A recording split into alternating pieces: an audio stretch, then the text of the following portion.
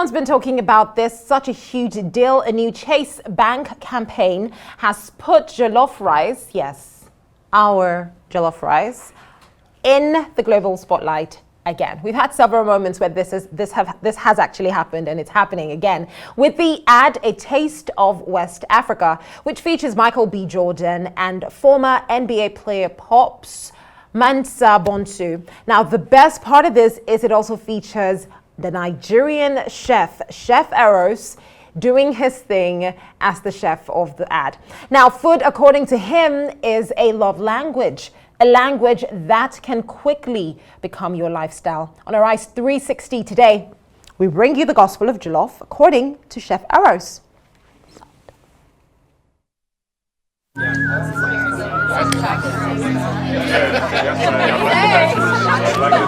Good evening. On the menu, we have the cassava salad, bembere prawns, suya grilled lamb, and the pride of West Africa, jollof rice.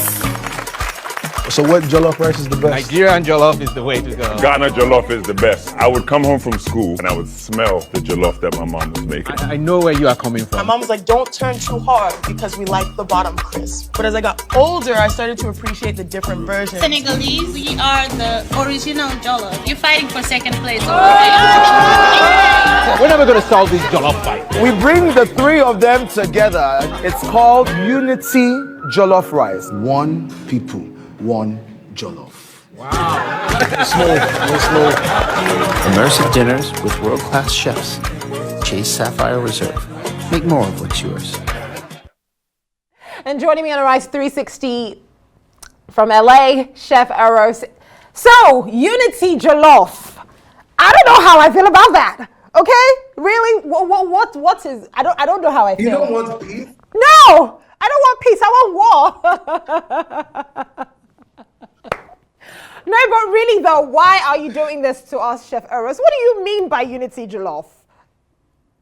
Because we need to stop fighting. And I swear to you, we're stronger together as one than we are separated. And, at the end of the day, who makes the best jollof, really and truly? My grandmother would say that every single person is differently. So why do we spend so much time fighting about who makes the best jollof when we can have more, important conversations about ourselves?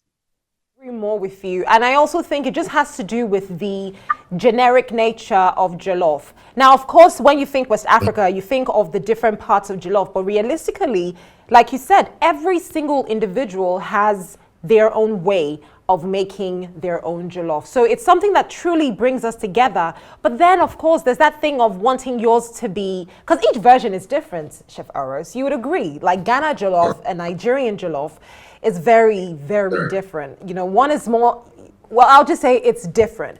But as a chef, though, for you, this love for jollof, because I feel like every time people think of the billionaire chef, they do think of jollof as well. What does jollof mean to Chef Eros? Well, jollof is a labor of love, right? It's a celebratory dish. It's something that unifies. And I say that, firstly, that it does unify West Africa, in the sense that it is one dish that cuts across the entire nation. My grandmother would always say, if you don't cook with love, don't cook at all. And jollof rice is one of those dishes that you gotta put some love into it.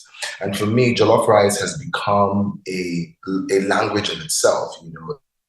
Something that has become, people have recognized as West African, and a lot of people resonates with it. To be honest, it's the best rice dish there is, and my aim here is to make more and more people, understand that, believe that, and start to cook it at some point as well. Now, this might be a weird question, but I believe that discipline could come from a lot of different places, right? It could come from the way we dress, the things we watch, but believe it or not, hours spent cooking.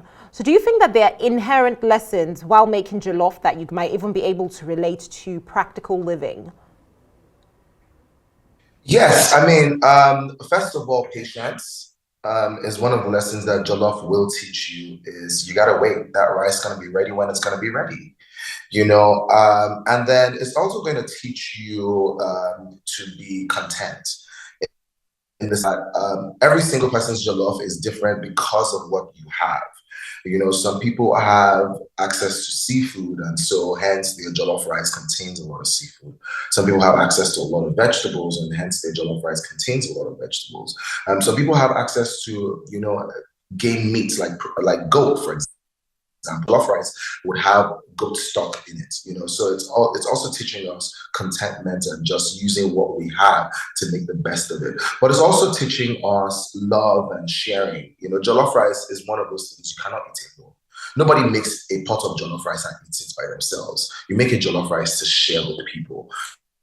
Right. So jollof rice teaches us to share with people. And I guess via the war on jollof, it teaches us competition as to who makes the best jollof.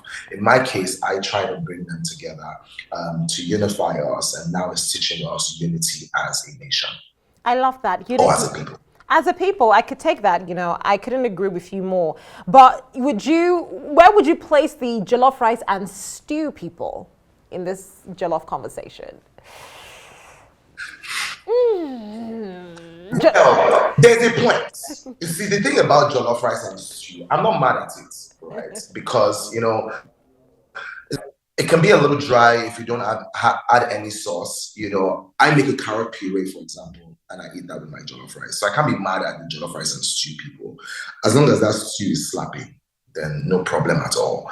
But jollof rice can be eaten on its own with, proteins, I like mine with plantains, with it's like a slaw of some sort. But I'm not mad at the people with jollof rice and stew because, man, sometimes life cannot be dry. I agree. No one likes dry food, and no one wants to live a dry life either. So yes, I asked that question because I'm one of those jollof rice and stew people. I just feel like it's not done until I have my stew. I don't know. And plus, I like my jollof not too intense, a bit light, so it's not too spicy, but it's still jollof. It has that little firewood taste. What jollof do you resonate with? Do you resonate with a particular type of jollof, or are you going to follow the unity?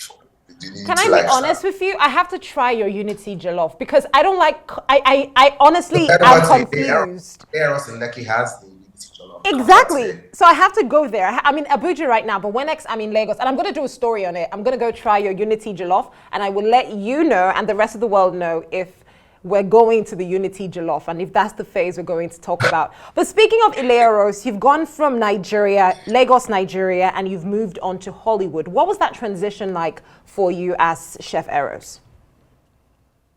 Honestly, it was quite organic.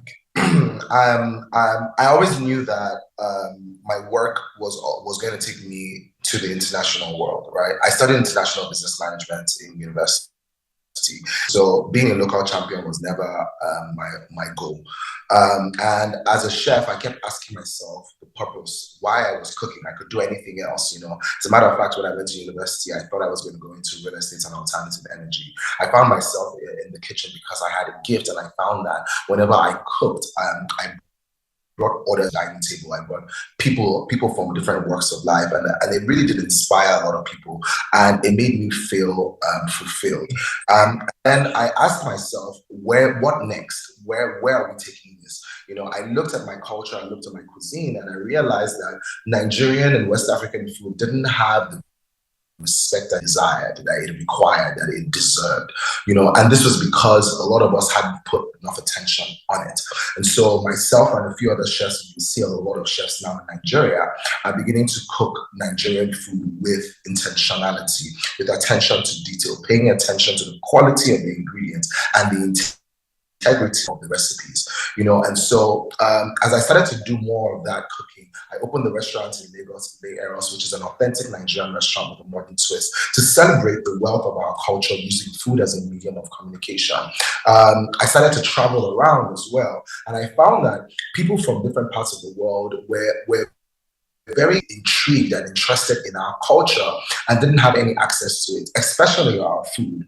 And so when I came to LA on tour in 2021, right after the pandemic, the reception was just overwhelming, and it was clear that it was time for us to take the cuisine to the next level. And So I ended up settling in Hollywood because I mean, Hollywood is the capital of entertainment. And if I wanted to put Nigerian and West African food on the global food map, I needed to be in the right place. And I think I also did that at the right time. And as you can see by this commercial and a bunch of other things that are rolling out in the very near future, it was definitely the right move to move here. As a matter of fact, across the street from Netflix, up the road from CNN. And for me, it's just really about positioning our culture in a place where it can be celebrated the way Chase has done today. Absolutely. Now, looking at reactions to this ad, like you rightly spoke of, you know, one of the things that really stands out for me is people celebrating your market pivot, because that's literally the word that was used on Twitter. Now, a lot of people are crediting you for your market pivot, like I said, but what are the realities of, you know, running a restaurant in Hollywood and in Lagos, serving such a diverse audience, I would say, in both cities? What are some of the realities of it? I mean, it's long nights, it's crazy hours. I mean, the time difference is 8 hours, sometimes 9 hours. So it's definitely relying on a strong team. I'm blessed with a really, really team. My mother runs the business in Nigeria, and she's probably watching right now. Shout out to you, Mom.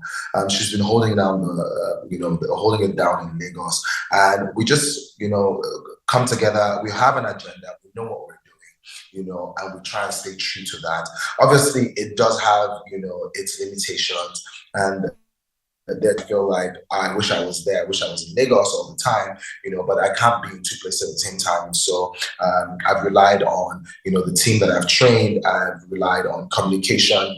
Thankfully, technology has made it possible for you to, Zoom calls and Google Meets and things like that.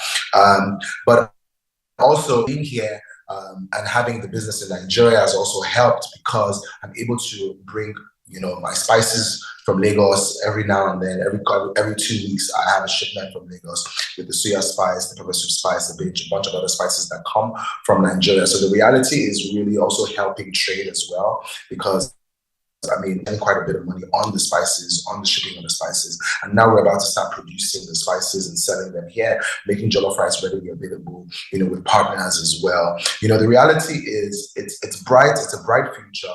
But it doesn't come easy. It comes with a lot of work, a lot of attention to detail, and a lot of dedication. Resilience is really the order of the day.